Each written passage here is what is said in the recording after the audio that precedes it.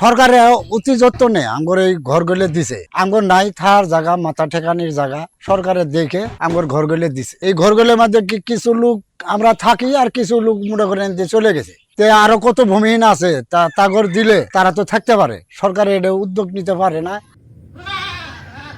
সারা ঘরে জল পড়ে, বিছনায় গেলে তাও মুখের মধ্যে পড়ে, মাথার মধ্যে পড়ে, বিছনা ভিজে যায়। আবার বৃষ্টি আসলে বাউসিটা মেরে জলে ভাসি যায় ঘর। কাঠকুট গুলা পোকায় খাইয়া ভুসি ফেলায়, কোনো একটা জিনিস থুইয়া বা একটা বিছনা বাইরে বা একটা কোনো কিছু থুয়ে শান্তি পাওয়া যায় না। তার পাশে বাউন্ডারি করে দেওয়ার কথা ছিল, তাও করে দেয় নাই। আমঘরে ময়লা ফালানি, তারপরে ময়লা জল যাওয়ার ব্যবস্থা করে দেওয়ার কথা ছিল, তাও করে নাই। মন্দির উঠাই দেওয়ার কথা ছিল, তাও করে নাই।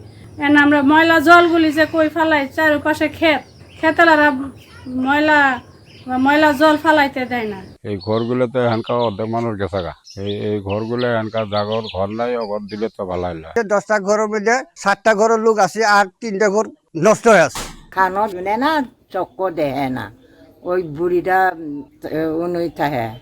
নাসিম মুড়ি থায়া মাঝে মাঝে আসে আর মাঝে মাঝে জায়গা। দীর্ঘ সময় থাকার কারণে অনেকগুলো ঘর আমাদের নষ্ট হয়ে গেছে, ভেঙে গেছে। তারা নিজেরা অনেক সময় ঠিকঠাক করে ব্যবহার করে। আমরা ইতিপূর্বেও আমাদের এই ঘরগুলো সংস্কার করার জন্য আমরা সরকারের কাছে লিখেছি। আমাদের যদি বরাদ্দ হয় তখন আমরা এগুলো আবার সমস্যা করতে পারবো।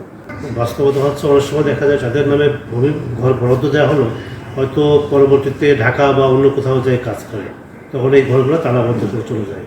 এটা প্রবলেম হচ্ছে এই ঘরগুলো ব্যবহার না করে নষ্ট হয়ে যায়।